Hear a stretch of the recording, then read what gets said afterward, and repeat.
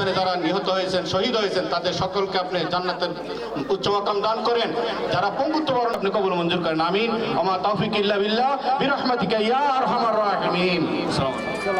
আমাদের অহংকার আগামী 2026 সালের স্বর্ণ শিখরে পৌঁছে দেওয়ার জন্য আল্লাহ তাআলার অশেষ মেহেরবানি ঢাকা 2-এর তরুণদের আইকন সংগ্রামী জনতা জনাব আমানুল্লাহ আমান ভাই প্রধান অতিথি হিসাবে এই মত বিনিময় সভায় এবং যিনি কেরানীগঞ্জে ঢাকা জেলা বিএনপির বিপ্লবী সহসভাপতি, আমার রাজনৈতিক ভারপ্রাপ্ত সভাপতি জনাব হাজী সাবির, উনিও আপনাদেরকে সালাম পৌঁছেছেন এবং ওনার জন্য দোয়া করতে বলেছেন।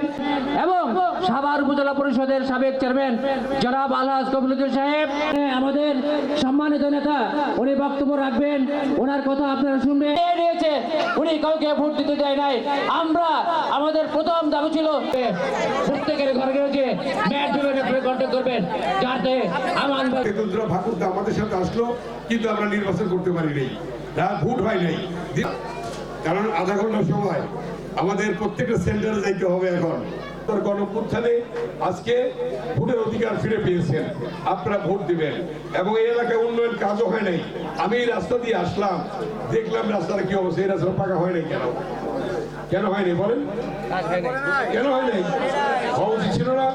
কেরানীগঞ্জে যেমন রাস্তা আছে নাই, সব পাকা করে ফেলছি। এইবার কেরানীগঞ্জের আগে আমিনবাজার ভাকুরদা কেতনচরা কইরা তারপরে কেরানীগঞ্জ ধরবো ইনশাআল্লাহ। ইনশাআল্লাহ। এখন গ্যাস, আমরা গ্যাস সংযোগ, আপনারা জানেন গ্যাসের বিভ্রাট করেছিল, গ্যাস গিয়ে চলে গেছিল এবং টেন্ডারে যাচ্ছে এবং গ্যাসের কাজ আল্লাহর রহমতে শুরু হয়ে যাবে ইনশাআল্লাহ। ইনশাআল্লাহ এটা টেন্ডারে যাবে এবং নির্বাচনের পরে আমরা এখানকার এই চাঁদপুর গ্রামে আমরা গ্যাস দিয়ে দেবো ইনশাআল্লাহ। এখন আপনাদের কাছে অনুরোধ, আজকে তফসিল ঘোষণা হবে। তফসিল ঘোষণার বিশেষ করে আমি আমজাদ সাহেবকে, আনোয়ার সাহেবকে, রাজীবকে বলবো, মলিনকে বলবো, যারা যারা ফেস্টুন দিচ্ছেন, আজকে তফসিল ঘোষণার পরে 24 ঘন্টার মধ্যে এগুলি দয়া করে নামাই ফেলবেন। ঠিক আছে? আপনারা অনেকে লাগাইছেন, আমার এবং কবির সাহেবের ছবি সম্বলিত বা ব্যারিস্টার অমির ছবি সম্বলিত সবগুলি নামাই ফেলতে হবে। নির্বাচনী আচরণ বিধি এইটা মানতে হবে। শ্রদ্ধা মুরব্বীরা, আপনারা ভোট কেন্দ্রে যাইবেন তো? মা বোনেরা ঘরে থাকলে কিন্তু হবে না। ফজরের নামাজ পড়ে আবার বলছি, ফজরের নামাজ পড়ে গরম ভাত খেয়ে কেন্দ্রে যাবেন, আত্মীয় স্বজন গিয়ে, পাড়া প্রতিবেশীদের গিয়ে সেন্টারে গিয়ে ভোট দেবেন। ভোট দিয়ে আমার শ্রদ্ধা মুরব্বীরা, ভাইয়েরা, আপনারা কেন্দ্র পাহারা থাকবেন। এজেন্ট যতক্ষণ পর্যন্ত ফলাফল নিয়ে না বের হবে ততক্ষণ পর্যন্ত সেন্টারে থাকবেন আপনারা। এখন আজকের থেকে আপনারা সন্ধ্যার থেকে ঘরে ঘরে যাবেন, ভোট চাইবেন আমার জন্য। ঠিক আছে? প্রত্যেকে আমার হয়ে কাজ করবেন। ঘরে ঘরে যাইবেন কিনা, ধানের শীষে ভোট দিবেন কিনা, মা বোনকে বলবেন কিনা, 2 হাত তুলে সবাই দেখার হবে।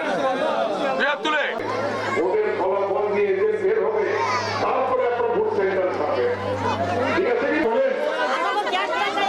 যে কোনো আমার গ্যাসের কথা মা বোনেরা মাইকেরই কই, এই কলেজের জন্য, স্কুলের জন্য আমরা বাউন্ডারি ওয়াল ইতিমধ্যে ইঞ্জিনিয়ারকে বলে দিয়েছি। ওই ইঞ্জিনিয়ার এসেছিল, মেটে গেছে। আমি আনোয়ার সাহেব, আমজাদ সাহেবকে দায়িত্ব দিয়েছি, সেটার পর কাজ শুরু হবে ইনশাআল্লাহ। দোয়া করবেন। আর মা বোনেরা, আমজাদ কি আলাদা স্পিকার থাকবে? ওই বন্ধুদের কথা বলতে পারে, আলাদা আলাদা আলাদা।